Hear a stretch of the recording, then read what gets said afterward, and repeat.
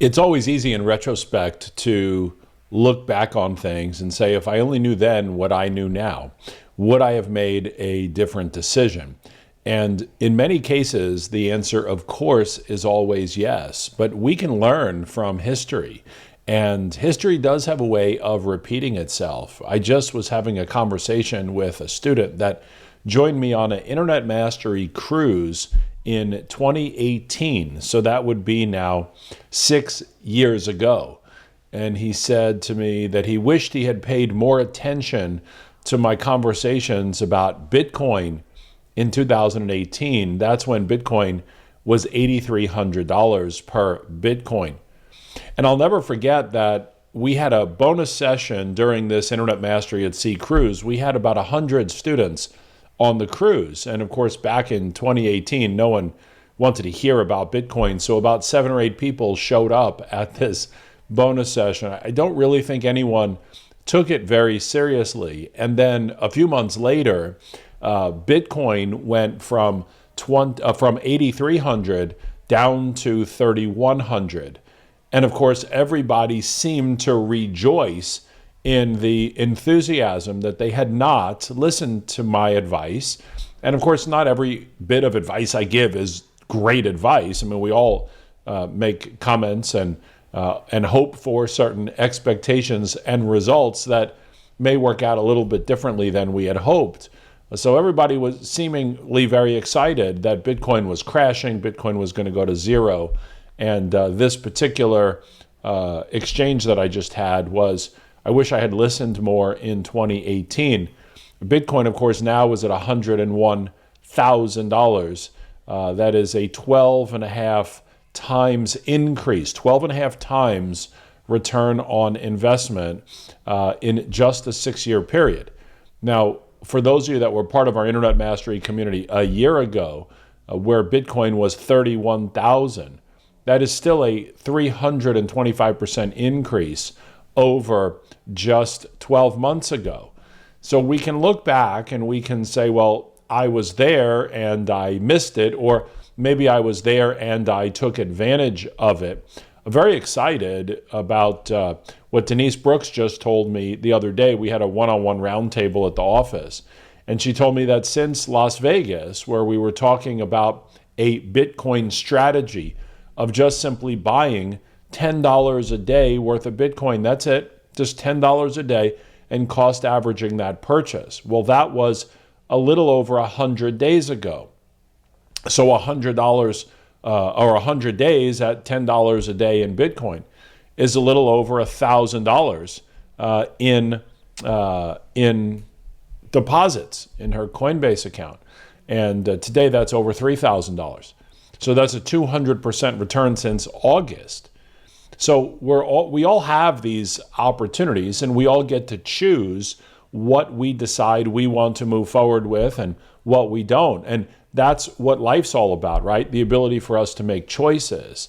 And so, yes, we can look back and say, well, if I only knew then what I knew now, what would I have done differently?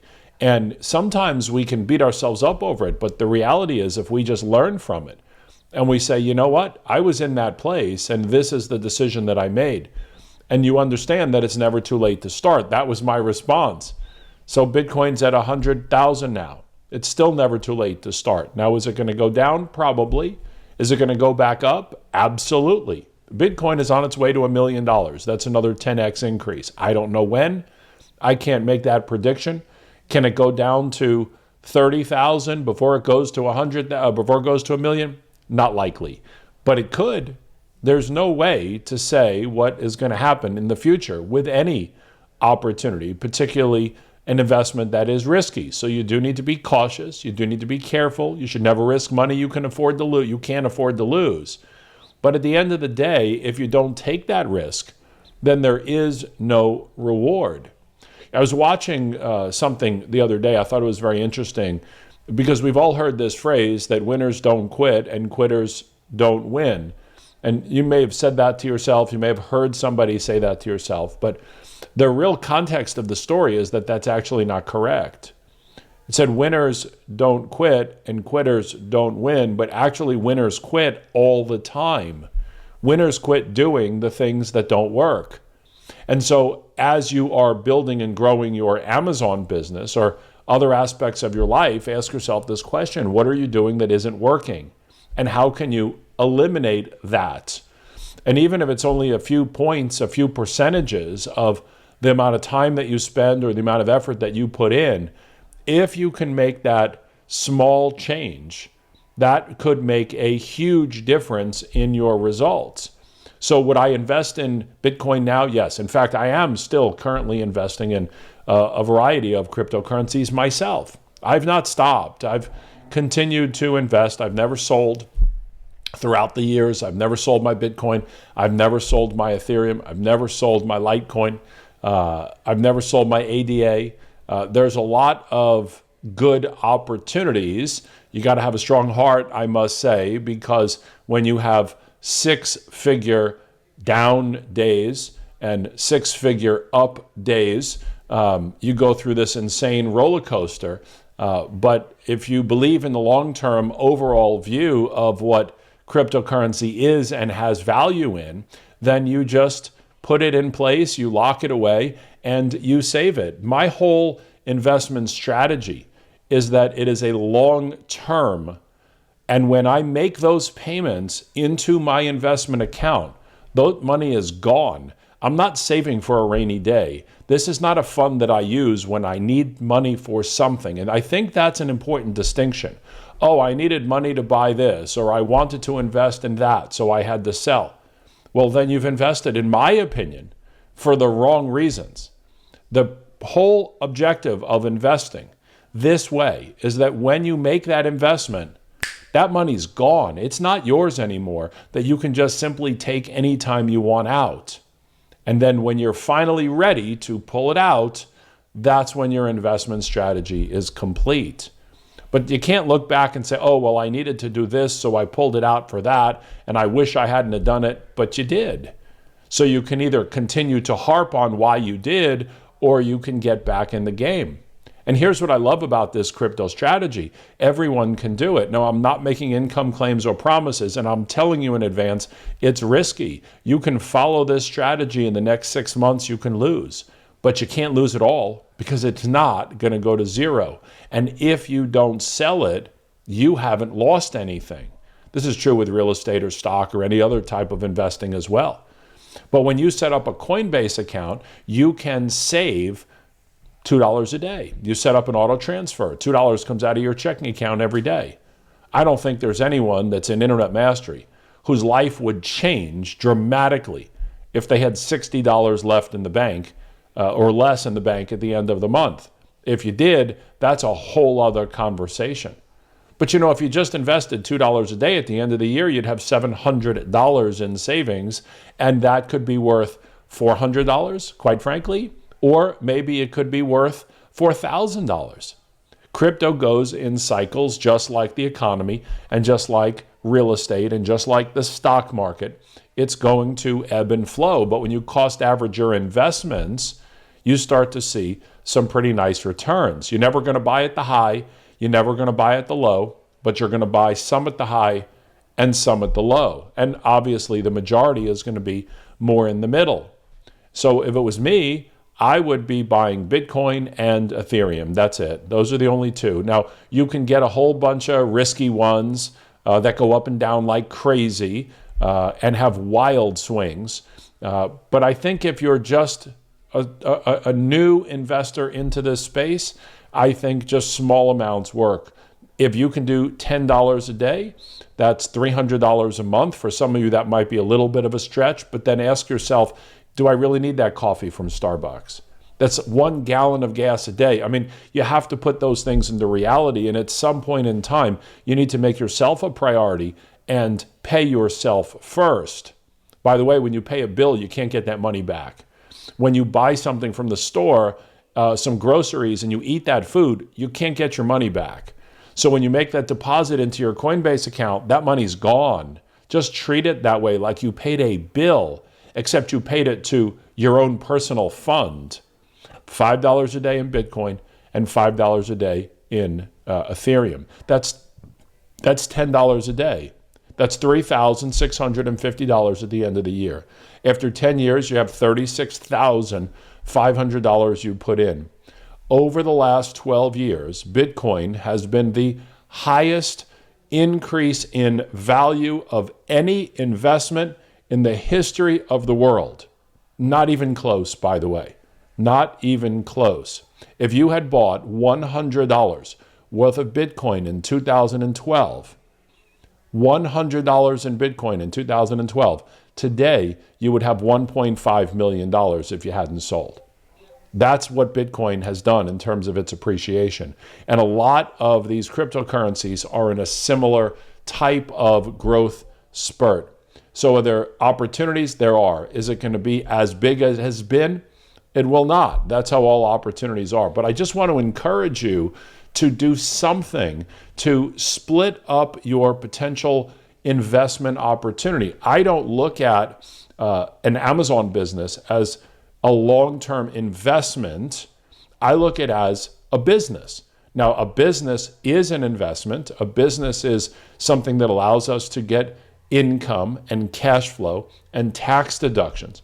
But an investment like crypto is not going to bring us cash flow. It's not going to put money in our bank. We're not going to put money in our pocket every single week. So you're going to run your business to pay your bills and to live your life, and to take money as profit and invest it into your future. It's a really good strategy to have multiple streams of long-term potential opportunity. And the reality is that over time, the older you get, the more important this becomes. You don't want to be at a point where you don't have a lot of time left, whatever that is, and you're still trying to figure out how to make ends meet. You work your whole life to get to a point where you should be able to enjoy it. Now, I think you should enjoy your life throughout the entire process, but that's not necessarily as easy as it sounds. So when we're looking at what's going on in the Amazon space, I just want to make you aware of some changes that are coming that are going to impact everyone who sells on Amazon, but will also have an immediate impact on everyone within our Internet Mastery community. So back in March of 2024, Amazon announced radical changes to their fee structure with regards to inbound placement fees and other things related to inbound shipping to Amazon. There's a lot of sellers that migrated their business to FBM simply because they either didn't want to or didn't understand the new fees that Amazon is charging. I've never strayed away from Amazon fees personally in my business. I've always embraced them. I don't have an issue with Amazon fees the way a lot of people do. Simply just raise your price by whatever price adjustment Amazon fees are, and you'll be just fine on a profit margin. The truth is everything costs more in life, and so therefore running your business will cost more today than it did a year or two ago, and that includes the fees Amazon charges, because it costs more for them to run their business than it ever has before. So a lot of people switched over to FBM, and that's fine, except that's a very short-sighted strategy. Why would I say that? Because 5 times sales come from FBA over FBM. FBA shipments and FBA sellers sell 5 times more than those that are done by FBM. Why is that? Well, first of all, you have to understand how the whole model on Amazon works with prime buyers. Prime buyers want their inventory, or their items rather, in 1 to 2 business days. In fact, today, more than ever, people want their items same day. If you're an FBM seller or you're shipping your items via FBM, that can't happen. I'll give you an example. Just last night, I was looking on Amazon for something that I wanted to get as a gift for the holidays.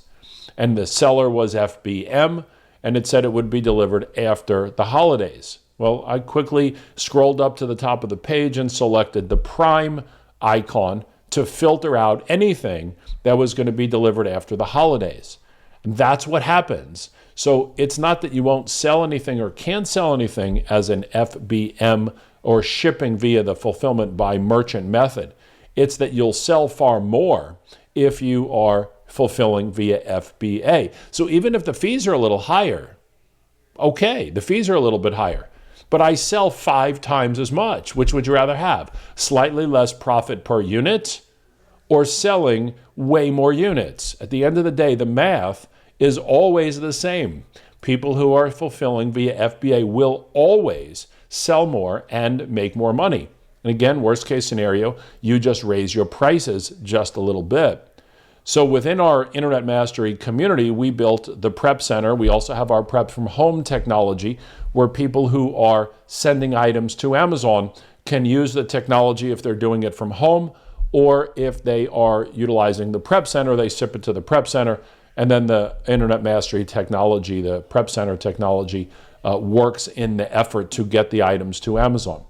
Well, Amazon, again, just a few months ago, back in June, made another announcement that they were changing the entire process again.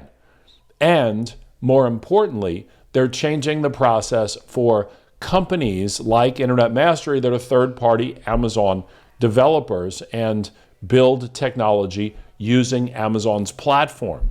So our team, our amazing team of 15 engineers, have been working on the updates to not only Prep from Home, but also the way the Prep Center systems work. And I'm excited to say that we will have these updated prior to Amazon's deadline of December 20th, 2024. So once that happens, everything as we know it in the shipping inbound to Amazon is going to change. You're not going to see any difference when you're completing a Prep Center form. So for those of you that are sending items to the Prep Center, you won't see any change. What we will see on the back end is a massive and significant difference in the flow of how the process works. So we're currently doing the final testing this weekend on the new technology associated with the Prep Center. And at the same time, we're doing testing on the new technology that's going to be released for Prep from Home. So if you are using Prep from Home, you're going to see a very different interface. Now, we'll hopefully make it simple. I'll hopefully be able to make a very easy video and user guide for you to be able to do Prep from Home, but the process will be significantly different. We have options of where we're going to be sending the inventory, and in addition to that, we are at some time going to have some inbound placement fees. Now, the beautiful thing about this process is that we have been able to infuse AI technology into both the Prep Center and Prep from Home. So you will see an increase in inbound costs of shipments to Amazon, as everyone who sells on Amazon does here very shortly. But what you will notice is that using Prep from Home and using the Prep Center will still continue to save you a significant amount of money. I think anyone who is selling on Amazon and is using Amazon Seller Central to send their items to Amazon would be much better served using either the Prep Center or Prep from Home, and then taking all of those savings and investing it in Bitcoin and Ethereum. It's that much of a savings. It really is. Now, if you choose to use Seller Central and want to do it that way and just throw the money away, that is certainly a choice you can make as well. I can only make suggestions. You have to make the decisions as to how you want to actually run your Amazon business. But I just wanted to keep you up to speed. Once everything goes live, we will let you know. It will be live in the next few days. Again, on the Prep Center side, you won't see any change at all when submitting a prep plan, so that will be seamless. If you're using Prep from Home, you will see a significant difference in the flow of how all of that works.